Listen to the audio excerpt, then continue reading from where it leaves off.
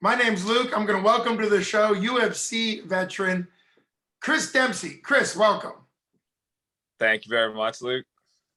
Your your experience in wrestling and mixed martial arts is well established. You fought in the UFC 4 different times. You were a two-time All-American for University of Pitt Johnstown, which will bring us to the reason why you're on this show, and a whole bunch of other things. You've got a ton of records. Your current professional record is 11-6, and your last fight was for Bellator in 2017.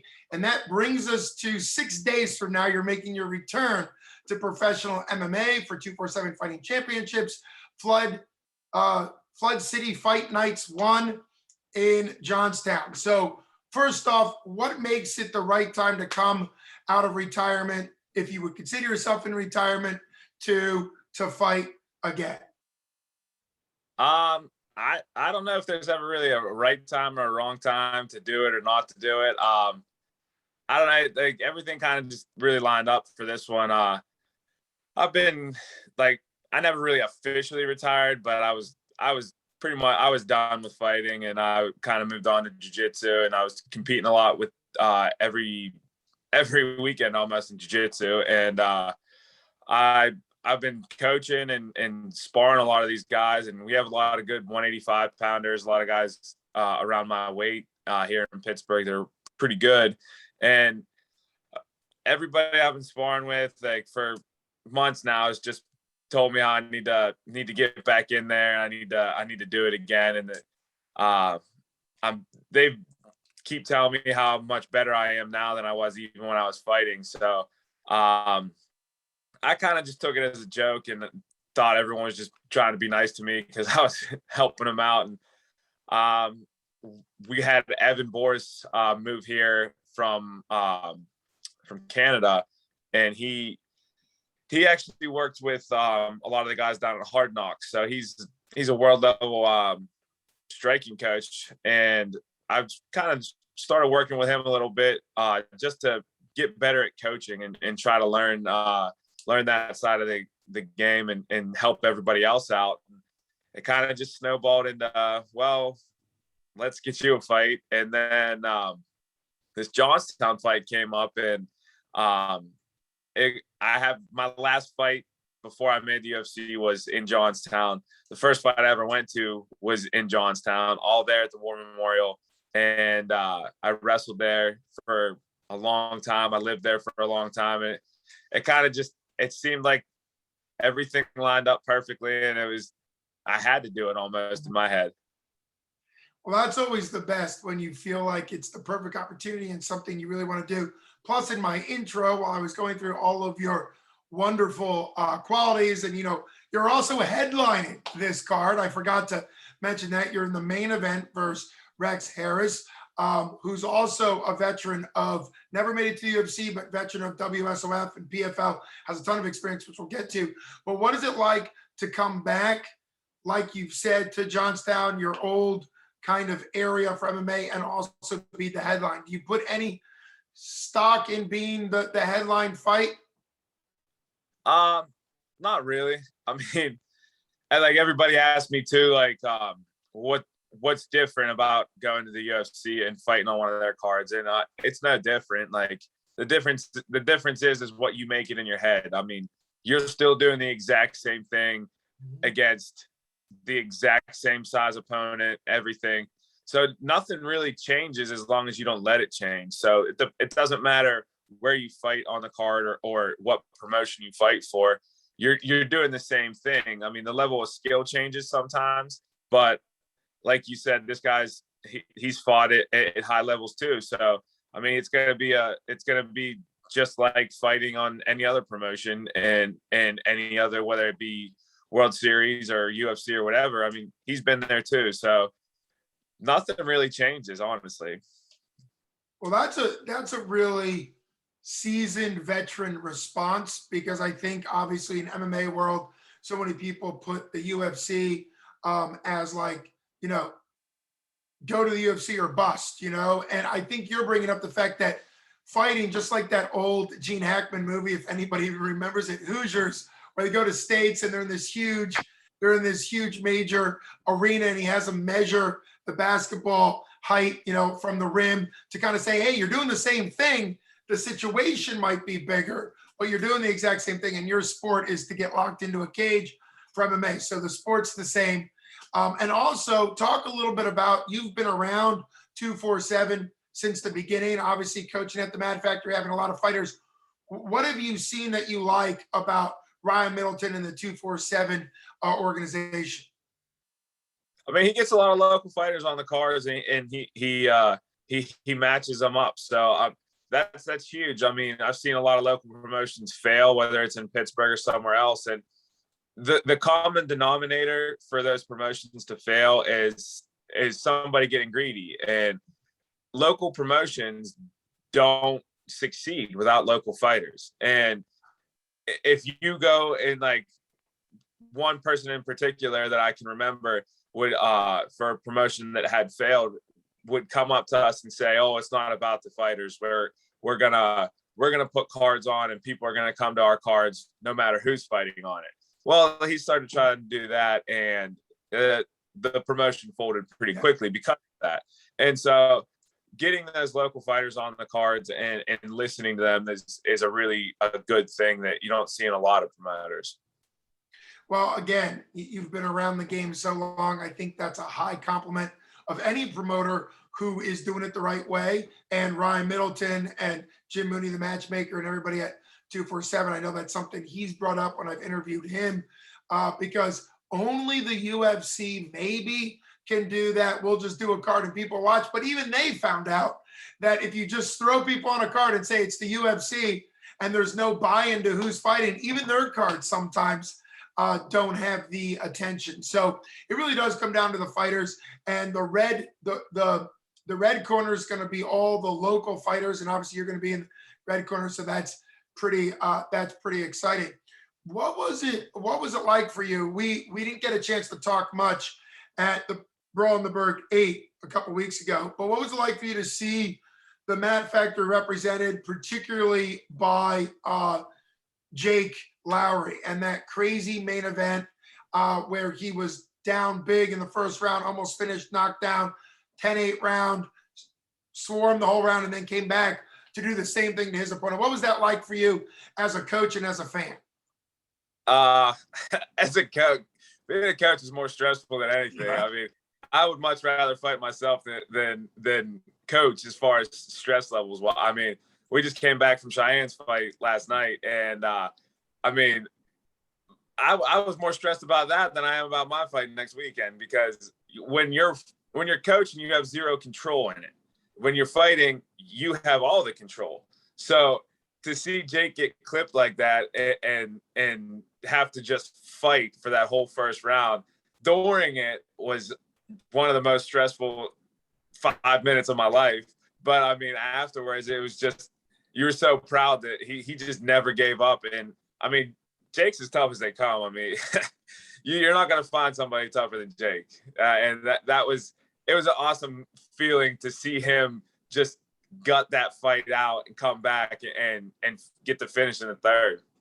Yeah, it was crazy to call that fight for him, because I think he was in, haven't rewatched it, but I think he was in about 6 rear naked chokes. It's like he'd roll over, rear naked choke, roll back, ground and pound, roll back up. I mean, it was crazy. But for him to fight through all that and that adversity was great. Talk about Cheyenne's fight. Cheyenne Hall won her amateur title last night, under 24 hours ago, outdoors, actually, which is a pretty crazy risk to take in August. It could have been 90. Well, I guess it was hot, but at least it wasn't super hot. What was that like to watch her kind of put it together, win by ground and pound, something that is only legal because she's an advanced amateur? And I think so often the rule sets make fights, Yeah, definitely. I mean, especially if you have 2 strikers fighting in PA and somehow ended up on the ground, I mean, you're going to be in a snooze fest. Like, they're strikers, and if they're in the if they're not in the advanced amateur rules, they're probably not advanced enough to know a lot of wrestling and jiu-jitsu on the ground. So that is a huge factor. But Cheyenne's fight, she bumped up a weight and went out, and she just kind of bulldozed the girl. It it was kind of nice because a lot of her fights, she uses a lot of technique and movement in and out. And our style at the Math Factory is kind of a bulldoze technique style. So it was kind of cool to see her, because she's been up here for a few months now. So it's kind of cool to see her like kind of coming into the Math Factory style. And she still has the skill and stuff on the outside, but she also could just put her nose in there and got it out too. Well, the Math Factory, as you said, the bulldoze factor, bulldoze style. I'm going to have to remember to use that when I call your fight Saturday, because that's going to be the Math Factory style, is the bulldoze method. But something the Math Factory is very known for is the word mat. That it's a really wrestling heavy, very solid, beyond solid. Probably some of the best wrestling element. And for me, having watched Cheyenne and then watched the video of her initiating a clinch and then a takedown into full mount ground and pound. I mean, those skills she's always had as far as striking. Now to add a wrestling component is just great for her and great for lots of fighters. You've got a lot of fighters either start with the Math Factory the whole way through or transfer in and really develop their skill set, which is just always great to see when a gym can really change a fighter for the better. We've seen it for the worst at times. And it's great to see it for the better, which is just great. Bobby and Willow both came down with Evan, and they came in as strikers, and their development in the couple months that they've been here from Canada. I mean, like you saw Bobby last week it's 247. That guy kept trying to take him down, but his takedown defense was there the whole time, and he got to put, because of that, he got to put the fight where he wanted to be, and he was dominant the whole time. Yeah, and that's when you're referencing Bobby, that's because he has that lot of Muay Thai experience. I mean, which is pretty great. But I the first time I've ever heard the technique of wrestling in reverse, you're going way back to Chuck the Iceman Liddell. He was actually a good wrestler. Not that you would really notice it for most of his fights, because he used it exactly, and he was in the days of Tito Ortiz where Tito was mainly a takedown. And so I do think a good striker going to a wrestling gym, like you said, he came down from Canada, makes a ton of sense, because we kept calling it on Bobby's fight, that his defense was so strong, he then made the fight where he wanted it to be. So I think that's a huge deal. What have you taken away from, because I talked to you before some of your jiu-jitsu fights, you flew out to Vegas, you had some tournaments, you had some one-offs. What have you taken in your development from the pure jiu-jitsu? And then what have you taken in your development from just the years away of coaching? So the biggest thing from the years away of coaching is like, I was very active when I was fighting. So I was fighting all the time. So I was always in camp. So I never really got to develop as a martial artist. I was always game planning for the next fight and focusing on little details here and there. So in the past 4 years of just coaching and things like that, I've been able to, in my mind at least, develop more overall as a whole martial artist. And I think that's kind of where I feel that my game has been able to develop. As far as the jiu-jitsu side, just really patience. I alluded to that bulldoze mentality that we have, and I kind of mean like the wrestling style, because you have your jiu-jitsu players and then you have your wrestlers, and your jiu-jitsu players are more flowing and it's a gentle art, where when you're coming in for wrestling, you're hand fighting and you're banging on people's heads. So it's a lot more physical in your face. So I had to, when I got to the higher levels in jiu-jitsu, I had to kind of scale that back a little bit, because I mean, you can get caught in a lot of things from the underneath game and everything. So it taught me a lot of patience and everything like that. And we have a special guest. We have a special guest. You're not as important. Let the special guest join. Chris, who do we have there? Uh-oh. This is Cash. Cash. Well, he made a 1 second appearance. There we go. Well, there we go. Hi, Cash. Look at you, buddy. All right, so that's the only reason why people are now watching the video. And instead of titling it Chris Dempsey, I'm going to say Cash joins the show, and that'll be it. Look at it. Get something likes because he was just on there. There you go. We'll see how many more likes. If you're watching this, make sure you comment that you only watched for the dog, because that'll help bring Chris down, down to earth. But continue on with what you were saying, the transition between pure jiu-jitsu, where if you're too aggressive, you were saying if you're in that smash wrestler mindset, you can get caught from the bottom. It's much different in MMA because of strikes. And what is that difference? What are you looking forward to by using that smash style again?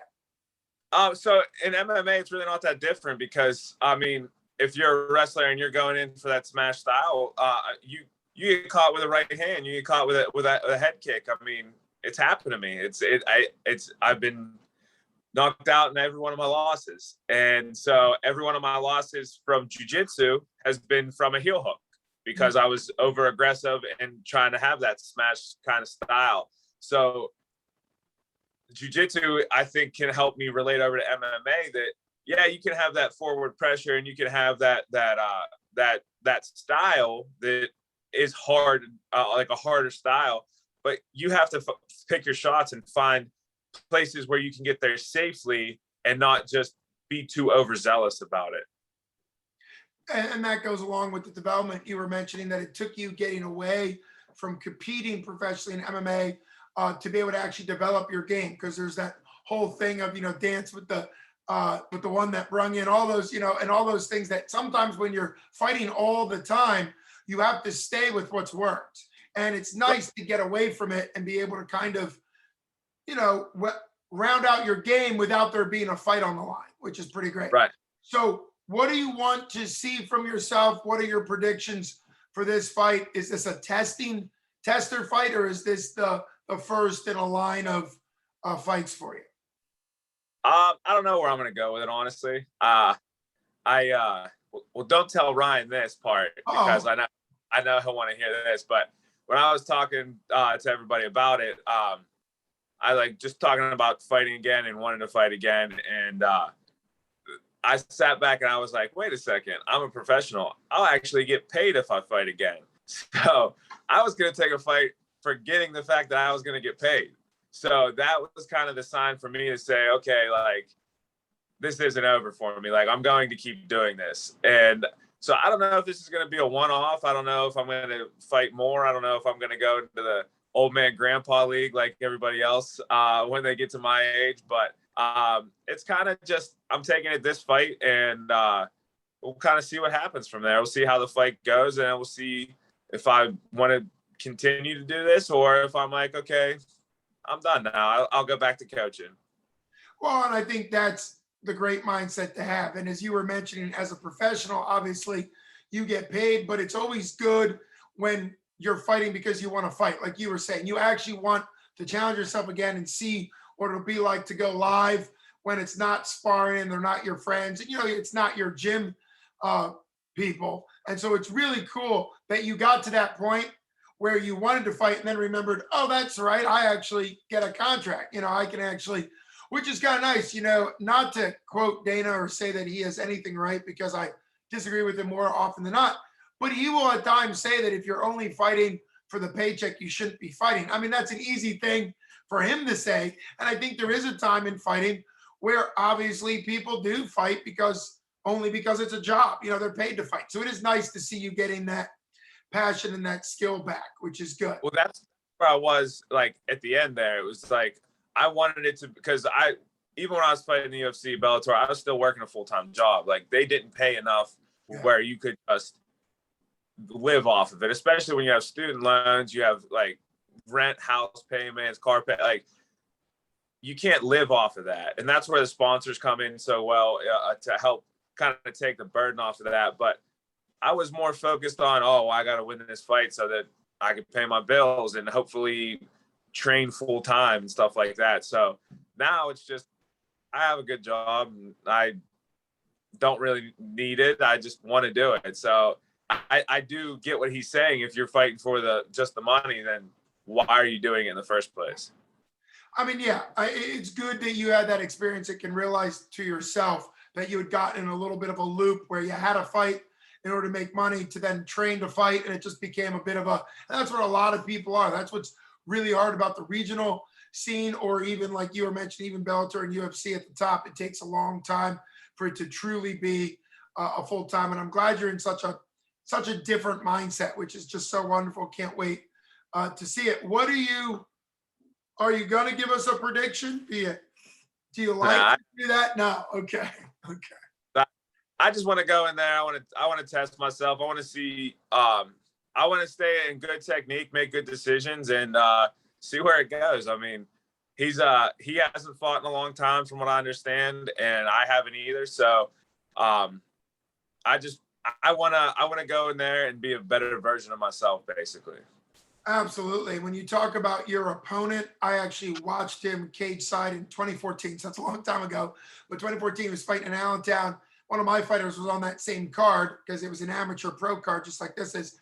And it appeared from my memory from, 8 years ago or whatever, 7 years ago, that his style is more of the heavy striking style. And it'll be interesting to see a guy who's done a lot of striking and a lot of, for T-Rex, Harris has done a lot of that kind of forward pressure striking, and you're more of a well-rounded and ground game. So it's a great matchup of two very veteran fighters, which I think is, you both almost have had 20 pro fights, not to mention both of you have had about 20 pro fights, just under, not to mention amateur. So you're very well seasoned. So you didn't come back for sort of a light opponent, which I think also shows your skill set quite a bit. What does it mean to you to be in Johnstown? Do you have people coming out? Do you have your coaches or your old coaches or teammates coming out from the Pitt Johnstown crew? Yeah, there's a lot of people coming out from the Pitt Johnstown crew. Coach Pecora texted me; he will be there. This one, that was another reason it makes it a little bit more special for me, I guess. That's where I started fighting out of, over at Cold Steel with Carlton, and Carlton died last July. So that was the first fight I went to at the War Memorial was Carlton's fight. And then the last fight before I made UFC, Carlton was there. And so he died last July, and he's not going to be there, obviously. And so it kind of adds a little bit extra meaning to it for me. So that's definitely a big factor of why I chose Johnstown. Ryan asked me if I wanted to fight in Pittsburgh because I'm from Pittsburgh and everything. And I told him, no, I wanted to fight up there. So that was definitely a huge reason why. Well, that is a very personal reason and very powerful. Was Carlton a fellow wrestler or one of your coaches? So Carlton was one of my coaches at Cold Steel. He wrestled at UPJ, graduated in '89. He was a 6-time national champ and played for the Steelers. Oh so he is the most impressive athlete I've ever met in my life.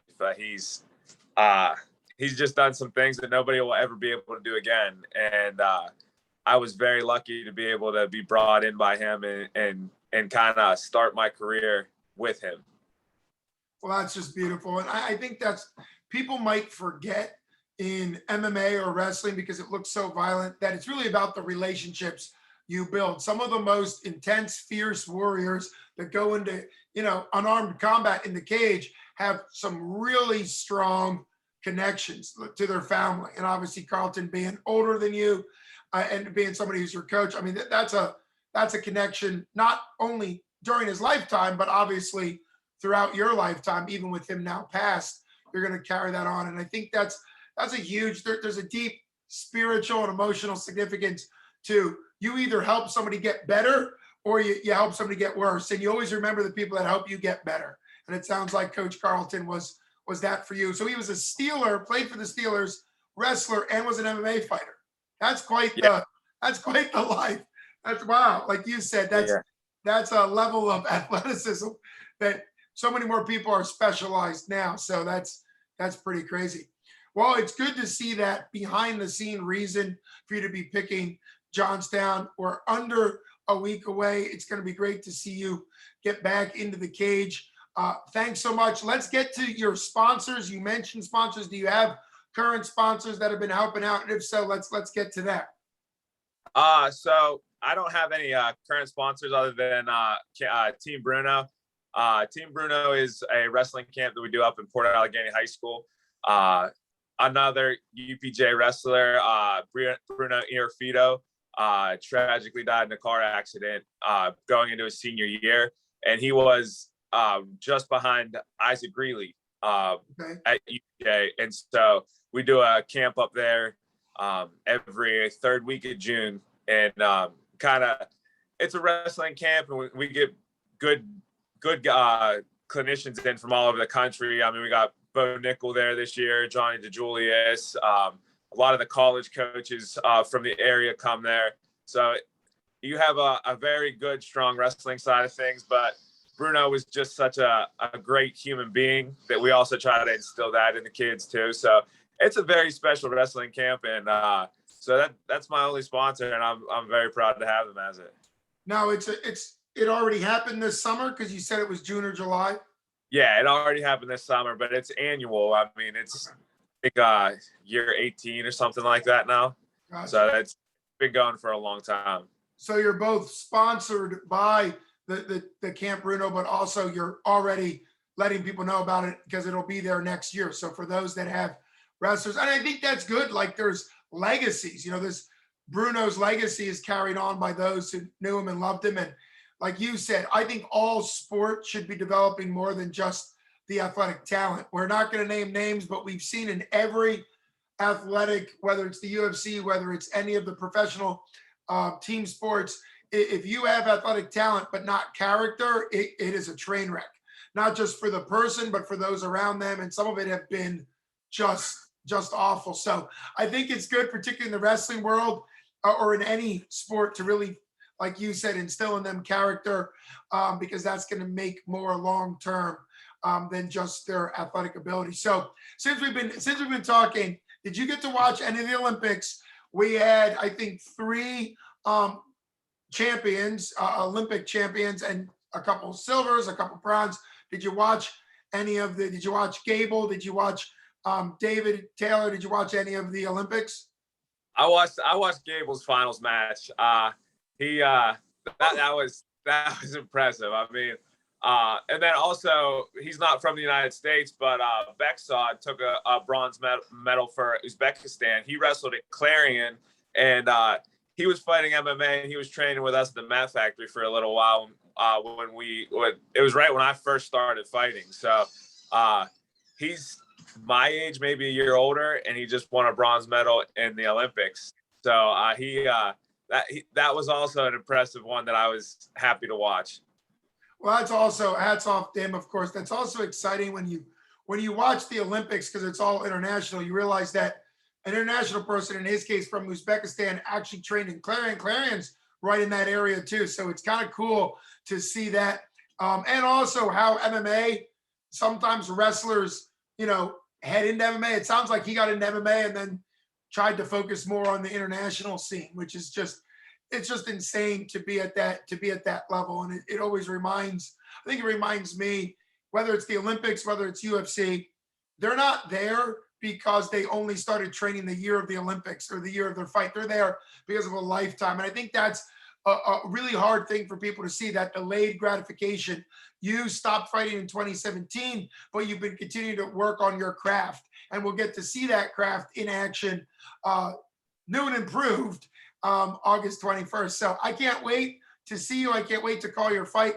For everybody, get tickets from the Mat Factory, get tickets from your fighters, get tickets from Chris Dempsey, and show up at the Cambria War Memorial August 21st for 247 Fighting Championships, Flood City Fight Night 1, which is going to be incredible. Chris, thanks so much for coming on and giving us all the feedback and how you're thinking as a coach and as a fighter. Can't wait to see you Saturday.